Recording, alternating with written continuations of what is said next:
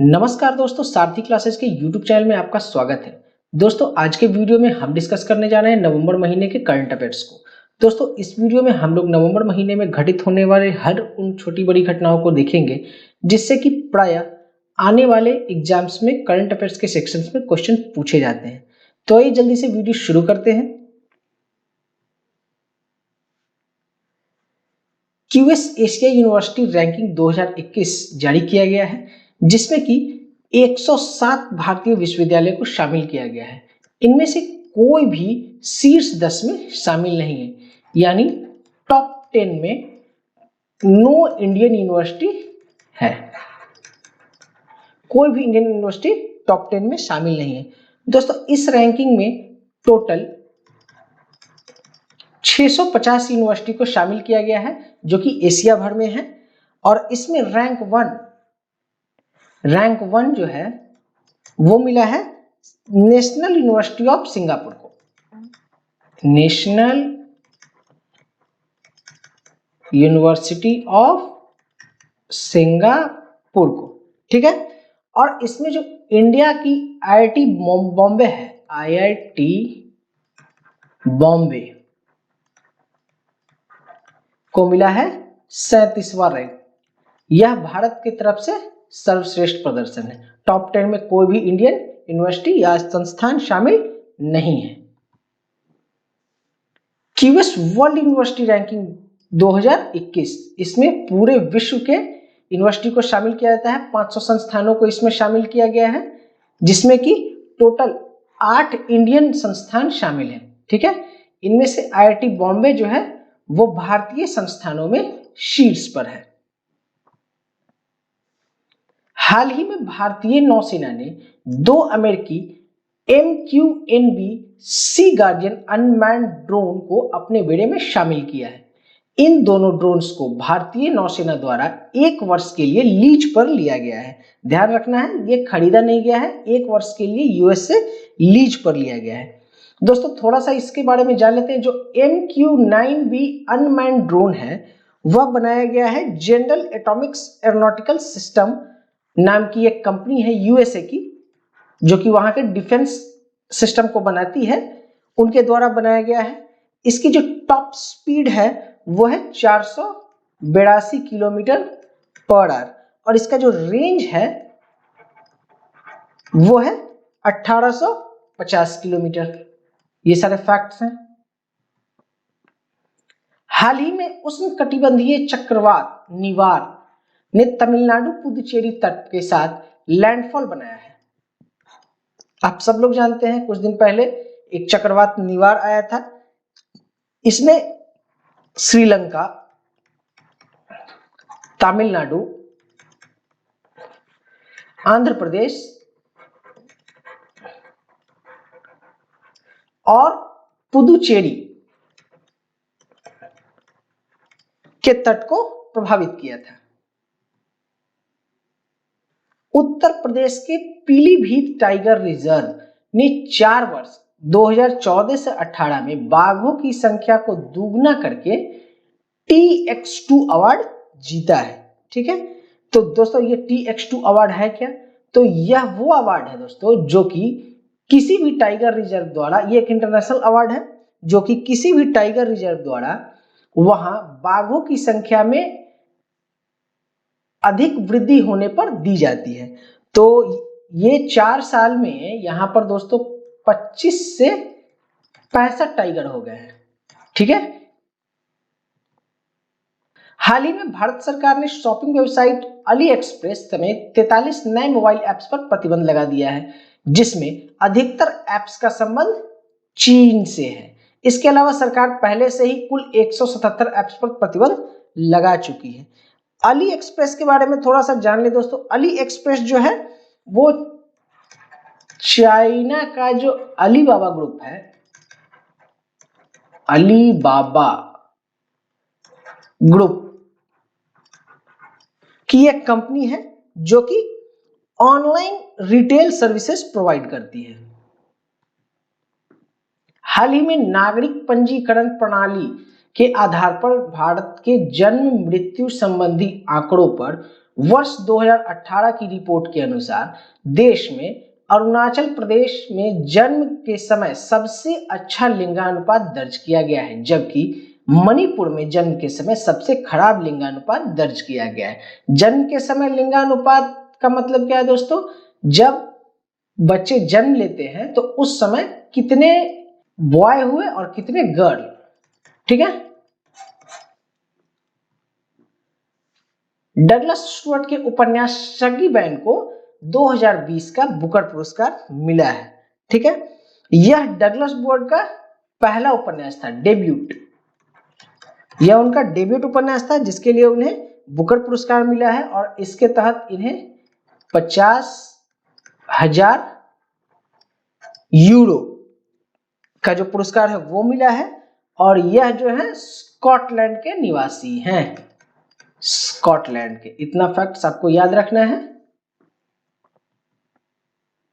भारतीय reserve bank ने चेन्नई स्थित लक्ष्मी विलास बैंक पर 30 दिवसीय मॉरेटोरियम लागू किया है, जिसका अर्थ है केंद्रीय बैंक द्वारा लक्ष्मी विलास बैंक की दैनिक गतिविधियों पर कुछ प्रतिबंध लगा दिए हैं। दोस्तों, मॉरेटोरियम का सबसे पहले मतलब समझना होगा। मॉरेटोरियम का हिंदी में मतलब होता है प्रतिबंध या रोक, किसी प्रकार का रोक, ठीक है। तो लक्ष्मी विलास बैंक पर के जो जितने भी डिपॉजिटर हैं, जितने भी खाताधारक हैं, उन पर एक महीने में, अगले एक महीने में वो 25,000 रुपए से ज्यादा पैसे विड्रॉ नहीं कर सकते। यह प्रतिबंध लगा दिया गया है। महाराष्ट्र सरकार द्वारा ऋचा चड्ढा, अभिनेत्री ऋचा चड्ढा जिनको सब लोग जानते हैं, अभिनेत्री ऋचा चड्ढा को भारत रत्न डॉक्टर अंबेडकर अवार्ड से सम्मानित किया गया है। क्षेत्रीय व्यापक आर्थिक भागीदारी RCEP एक व्यापक मुक्त व्यापार समझौता है, यानी फ्री ट्रेड अग्रीमेंट है, जिसमें आसियान देश के 10 सदस्य के अलावा 5 अन्य सदस्य ऑस्ट्रेलिया, चीन, जापान, दक्षिण कोरिया और न्यूजीलैंड शामिल हैं। इंडो पैसिफिक क्षेत्र की 15 अर्थव्यवस्थाओं ने 37वें आसियान शिखर सम्मेलन के मौके पर अंततः क्षेत्रीय व्यापक आर्थिक साझेदारी के रूप में विश्व के सबसे बड़े मुक्त व्यापार ब्लॉक का गठन किया। इसमें भारत शामिल नहीं हुआ है।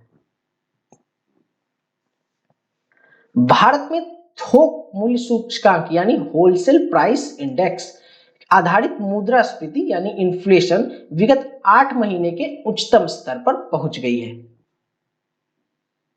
16 नवंबर 2020 को केंद्रीय पर्यावरण, वन एवं जलवायु परिवर्तन मंत्री ने देश में गिद्धों के संरक्षण के लिए एक गिद्ध कार्य योजना 2020-25 की शुरुआत की। इस वर्ष रूस की मेजबानी में आयोजित 12वां ब्रिक्स सम्मेलन का विषय था वैश्विक स्थिरता, साझा सुरक्षा और नवाचारी, यानी global stability, shared security and innovative growth. दोस्तों, आपको बता दें कि जब इस संस्थान का गठन हुआ था तो उस समय यह सिर्फ ब्रिक था, ठीक है। इसमें ब्राजील, रसिया, इंडिया और चाइना थे। बाद में साउथ अफ्रीका के इसमें जुड़ जाने से यह ब्रिक्स बना। 12वां ब्रिक्स सम्मेलन आभासी रूप से 17 नवंबर 2020 को रूस की मेजबानी में संपन्न हुआ। इसमें भारतीय प्रधानमंत्री ने भी भागीदारी की। भारतीय रिजर्व बैंक के अनुसार 6 नवंबर को खत्म हफ्ते में विदेशी मुद्रा भंडार 568.49 अरब डॉलर के नए रिकॉर्ड स्तर तक पहुंच गया। पिछले 30 अक्टूबर को समाप्त सप्ताह में देश का विदेशी मुद्रा भंडार 560.75 अरब डॉलर था।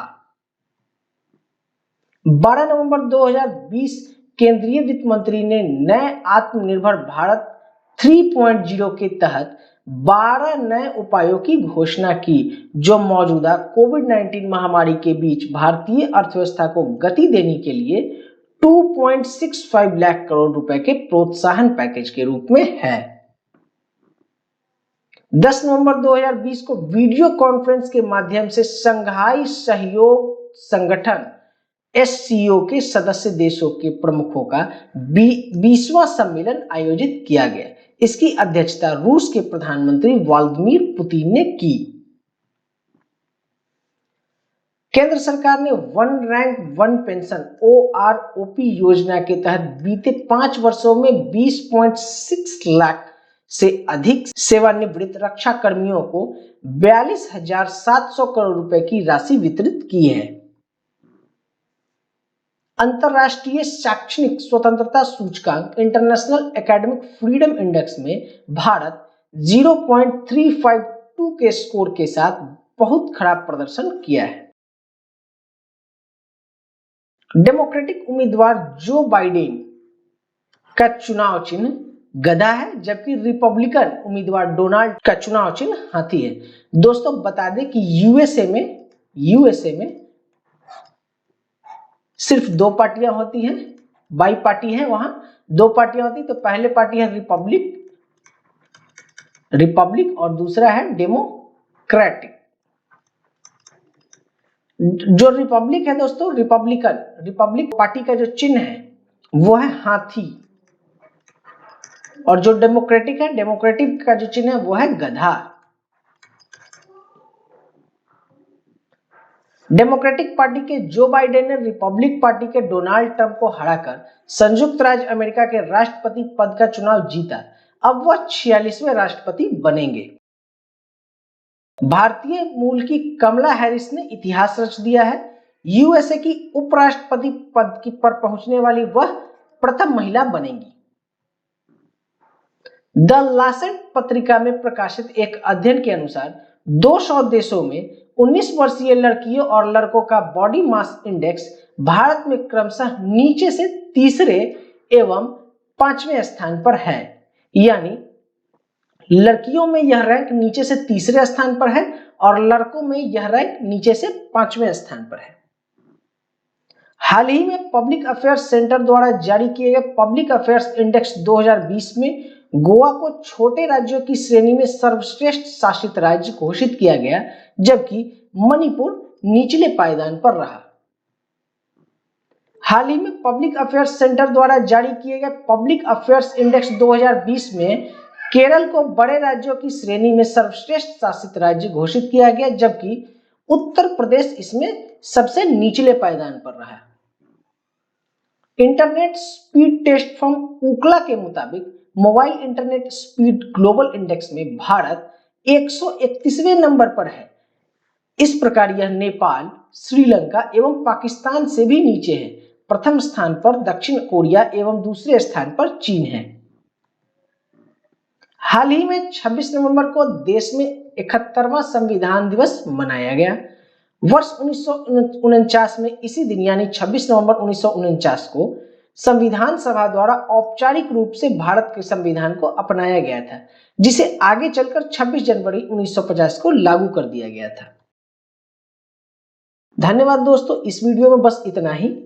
इसी प्रकार हम आपके लिए इंफॉर्मेटिव और एग्जाम ओरिएंटेड वीडियो लेकर आते रहेंगे। यह वीडियो कैसा लगा जरूर बताइएगा, कमेंट जरूर कीजिएगा। अगर वीडियो अच्छा लगा तो लाइक करिएगा, अपने फ्रेंड्स ग्रुप में शेयर करिएगा, और अगर आपने अभी तक हमारे चैनल को सब्सक्राइब नहीं किया है तो आप हमारे चैनल को जल्द से जल्द सब्सक्राइब कर बेल आइकन दबा लें, ताकि आने वाले एग्जाम ओरिएंटेड और इंफॉर्मेटिव वीडियो का नोटिफिकेशन आपको मिलता रहे। धन्यवाद।